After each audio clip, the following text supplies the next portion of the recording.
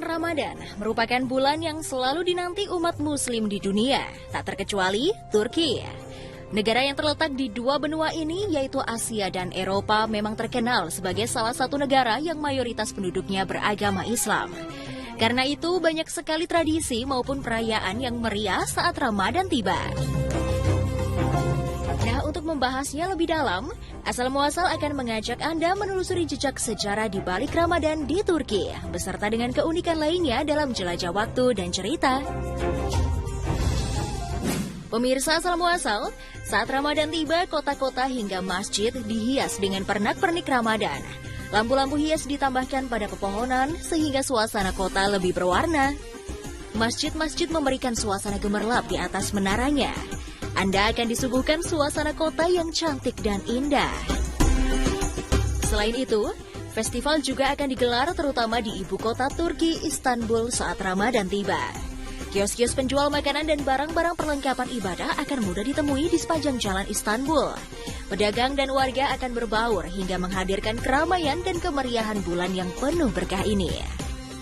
Dan yang paling menarik adalah adanya makanan tradisional Turki yang hanya ada saat bulan Ramadan. Salah satunya yaitu Ramadan pide. Makanan berupa roti khas Turki ini menjadi hal yang wajib tersedia di atas meja selama bulan Ramadan. Mulai dari anak-anak hingga orang dewasa akan menanti dengan sabar untuk menyantap pide ini hingga waktu berbuka puasa tiba. Pide dimasak dengan cara dibakar di sebuah tungku dengan suhu yang hangat.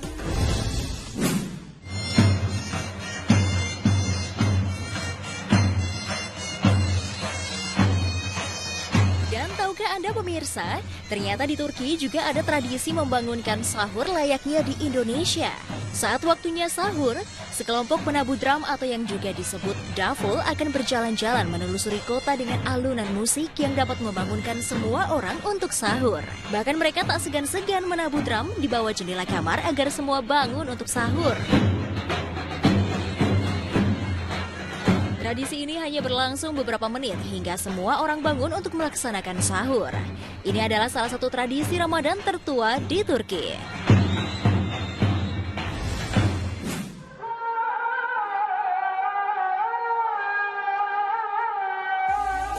Nah, bila biasanya di Indonesia ada istilah ngabuburit, di Turki juga ada tradisi serupa yang dinamakan iftar. Di Turki kebiasaan orang-orangnya adalah mengajak orang lain berbuka. Sifat dermawan dan suka bersedekah ini sangat populer di Turki. Sehingga berbuka puasa di Turki berarti berlomba-lomba memberi makanan untuk orang yang berpuasa. Jadi jangan kaget, kalau semisal berkunjung ke Turki di bulan Ramadan, maka Anda akan merasakan kebanjiran undangan buka puasa. Bahkan pemerintah juga akan sering mengadakan undangan iftar kepada masyarakat. Dan uniknya lagi, Turki memiliki 3 tahapan makanan pembuka.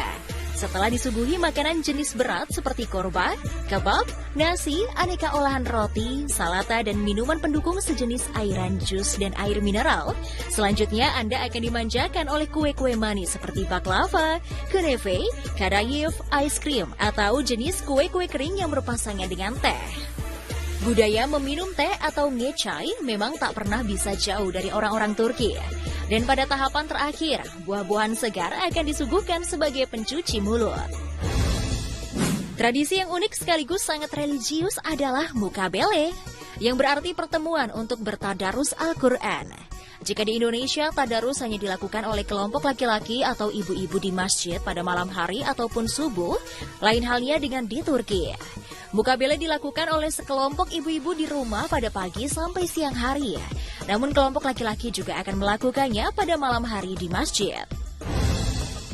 Bagi seluruh umat muslim di dunia, menantikan malam Lailatul Qadar tentu menjadi hal yang sangat dicari saat bulan Ramadan. Sebab malam Lailatul Qadar dikatakan lebih baik dari 1000 malam. Menariknya, meski tidak ada yang tahu pasti kapan datangnya malam Lailatul Qadar di Turki, malam Lailatul Qadar justru sudah ditentukan jatuh pada malam tertentu.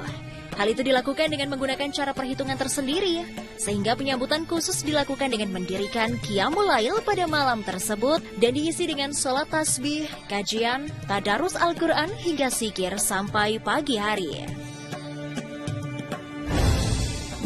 Berbeda dengan Indonesia, khususnya Aceh yang menerapkan syariat Islam dengan melarang penjualan makanan bebas pada siang hari di bulan Ramadan.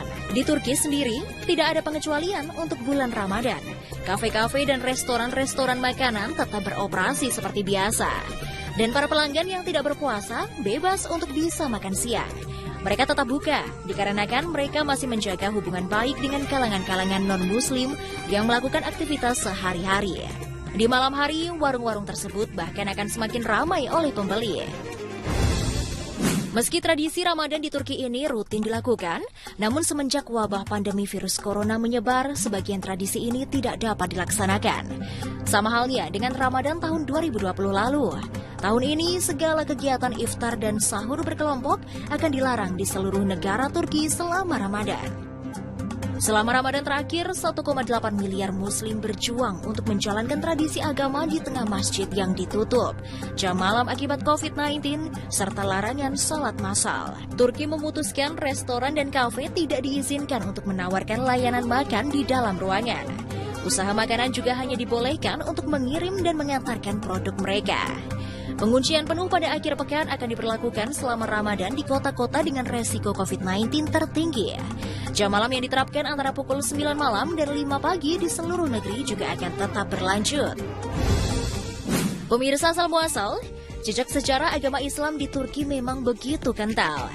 Bahkan keterlibatan bangsa Turki membangun peradaban Islam sudah ada sejak masa Rasulullah Shallallahu Alaihi Wasallam. Rasulullah juga pernah berperang bersama mereka di beberapa peperangan, seperti Perang Khaybar. Meski jumlah mereka tak banyak. Dan salah satu bukti sejarah Islam di Turki terdapat pada bangunan Hagia Sophia, yang juga merupakan salah satu warisan dunia UNESCO. Hagia Sophia, atau disebut pula Hagia Sophia, merupakan ikon kota Istanbul, Turki. Dengan usianya yang mencapai 1.500 tahun. Selain itu, Hagia Sophia juga termasuk salah satu bangunan dengan kubah terbesar di dunia, di mana bentang kubahnya sepanjang 180 kaki atau setara 54 meter. Desain bangunannya yang megah dan berbagai nuansa campuran Islam dan Kristen menjadikannya memiliki perpaduan yang unik. Dalam bahasa Yunani, Hagia Sophia yang berarti kebijaksanaan ilahi adalah sebuah bangunan berbentuk kubah yang terletak di Istanbul. Dan saat ini, pemerintah Turki memutuskan untuk mengembalikan status Hagia Sophia menjadi masjid, setelah sebelumnya dijadikan sebagai museum. Keputusan ini tentunya menimbulkan reaksi protes dari berbagai kalangan dunia, termasuk Dewan Gereja Dunia maupun UNESCO. Menurut sejarahnya, perubahan status Hagia Sophia menjadi masjid bukanlah untuk pertama kalinya terjadi. Bangunan ini selesai dibangun pada 537 Masehi oleh Kaisar Justinus pertama dari Kekaisaran Romawi Timur. Awalnya, bangunan ini adalah pusat kekristenan ortodoks dan menjadi gereja terbesar dunia selama berabad-abad. Hagia Sophia tetap menjadi gereja sampai Konstantinopel dikuasai oleh Sultan Mehmed II atau Muhammad Al-Fatih dari Ottoman.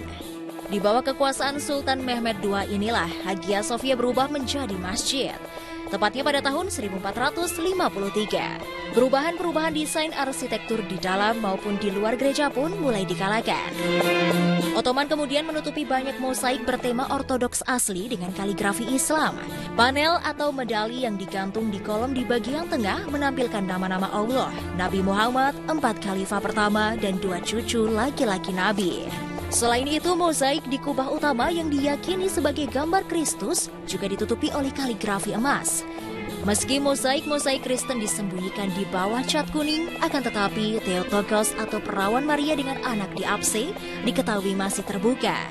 Sementara di luar gereja, 4 menara ramping dengan tinggi mencapai 60 meter ditambahkan. Setelah menjadi masjid selama sekitar 500 tahun dan runtuhnya Kekaisaran Ottoman, Presiden pertama Turki yang juga dikenal sebagai Bapak Modernisasi Turki, Mustafa Kemal Atatürk, mengubah Turki menjadi negara sekuler. Pada 1934, bangunan Hagia Sophia yang tadinya berfungsi sebagai masjid akhirnya dialihfungsikan menjadi museum. Sejak saat itu, Hagia Sophia sukses menarik pengunjung dari berbagai agama. Setidaknya lebih dari 3 juta pengunjung dilaporkan mengunjungi Hagia Sophia setiap tahunnya. Namun ternyata bangunan Hagia Sophia yang begitu megah tidak luput dari musibah yang pernah menimpanya. Tercatat Hagia Sophia pernah mengalami 2 kali kebakaran, yakni pada tahun 404 Masehi saat terjadi kerusuhan massal di Konstantinopel. Kerusuhan ini merembet pada terbakarnya Hagia Sophia hingga tidak ada yang tersisa dari bangunan tersebut. Kemudian saat terjadi revolusi Nika melawan Kaisar Justinian pertama pada 532, struktur bangunan Hagia Sophia kembali terbakar untuk kedua kalinya. Didesain oleh arsitek Anthemios of Tralles dan Isidoros of Miletos, kubah Hagia Sophia pada awalnya memiliki tinggi mencapai 161 meter dan diameter 40 meter. Namun, kubah ini sempat roboh pada tahun 558 Masehi dan dibangun kembali dengan tinggi 55 meter. Kubah yang menjadi elemen paling mencolok dari Hagia Sophia ini dianggap sebagai simbol alam surga beserta kemuliaannya. Bangunan kubah yang ikonik ini menyimpan keindahan arsitektur yang tak ternilai. Hagia Sophia telah menjadi simbol agung umat Islam sekaligus umat Kristiani di dunia. Bangunan ini seringkali menjadi potret pembelajaran dalam toleransi. Pasalnya, di dalam Hagia Sophia terdapat simbol agama Kristen dan Islam yang berbagi dinding yang sama, yaitu tulisan Allah dan Nabi Muhammad Shallallahu Alaihi Wasallam dengan lukisan Bunda Maria dan Yesus yang ada di sebelahnya. Terlepas dari sejarah yang berliku, Hagia Sophia memiliki keunikan sendiri terkait dengan mitos kekuatan ilahi yang dipercaya oleh para pengunjung. Ialah pilar menangis, pilar berkeringat, atau pilar harapan. Salah satu dari 107 pilar yang dipercaya memiliki kekuatan untuk menyembuhkan atau mengabulkan permintaan. Terletak di bagian barat laut bangunan, pilar itu memiliki sebuah lubang yang ditutupi oleh perunggu. Bagi sebagian pengunjung yang percaya, mereka bisa melakukan ritual dengan cara memasukkan ibu jari ke lubang tersebut dan mencoba memutarnya secara sempurna. Jika jari menjadi basah, itu berarti keinginan akan terpenuhi atau penyakit mereka akan sembuh. Legenda paling populer mengatakan bahwa pilar tersebut telah memancarkan semacam cairan penyembuhan sejak Santo Gregorius muncul di dekatnya pada tahun 1200. Nah pemirsa, itulah serangkaian informasi mengenai Ramadan di Turki beserta dengan keunikan Hagia Sophia yang menjadi ikon negeri asal kebab tersebut. Semoga bermanfaat ya pemirsa. Pemirsa asal muasal, puasa atau sahur merupakan salah satu dari rukun Islam bagi umat muslim. Puasa yang dilaksanakan pada bulan Ramadan selama 30 hari ini juga dijelaskan dalam Al-Quran Surat Al-Baqarah ayat 183 hingga 185. Saat puasa, sahur dianjurkan agar umat muslim dapat mempersiapkan diri untuk lebih kuat dalam menjalankan ibadah puasa. Saat bulan Ramadan, ada berbagai tradisi yang turut memeriahkan saat berbuka maupun sahur. Mulai dari makanan, tradisi buka bersama, maupun tradisi cara membangunkan sahur. Tradisi dan budaya yang berangkat dari kearifan lokal ini tumbuh di tiap-tiap daerah maupun negara. Aktivitas yang pada mulanya dilakukan secara sukarela ini dikenal dengan berbagai sebutan. Di Arab Saudi, pelakunya dijuluki Az-Zamzami, sedangkan di Kuwait disebut Abu Tubailah, dan di Mesir akrab dikenal dengan Al-Mushirati. Mereka memiliki gaya, media, dan yel-yel yang berbeda-beda untuk membangunkan sahur warganya. Menurut Profesor Hindun, cikal bakal dari aktivitas membangunkan sahur sudah ada sejak zaman Rasulullah Shallallahu Alaihi Wasallam. Pada saat itu dipercaya azan yang dikumandangkan oleh Bilal bin Rabah digunakan untuk menandai waktu berbuka. Sedangkan waktu sahur ditandai dengan azan yang dikumandangkan oleh Abdullah bin Umi Maktum. Sementara itu, gubernur yang berkuasa di Mesir tahun 861 sampai 862 sebelum Masehi, Atabah bin Ishaq, disebut-sebut sebagai orang yang bertugas membangunkan sahur untuk pertama kalinya. Tidak hanya laki-laki saja yang dapat bertugas untuk membangunkan sahur. Pada abad ke-19, seorang perempuan bernama Alice Ihsan didaulat sebagai perempuan pertama yang menjalankan profesi sebagai Al-Mushirati. Di Indonesia sendiri terdapat tradisi unik membangunkan sahur disebut grebek sahur. Namun di tiap daerah kerap kali disebut dengan nama yang berbeda-beda. Tradisi unik untuk membangunkan orang sahur ini dilakukan dengan cara menabuh beduk, kentongan bambu atau drum sambil berteriak, "Sahur, sahur!" Selain di Indonesia, nyatanya tradisi unik menjelang sahur juga kerap kali ditemukan di beberapa negara lain seperti benua Amerika dan Afrika. Untuk itu, asal muasal akan mengajak Anda menelusurinya dalam jelajah waktu dan cerita.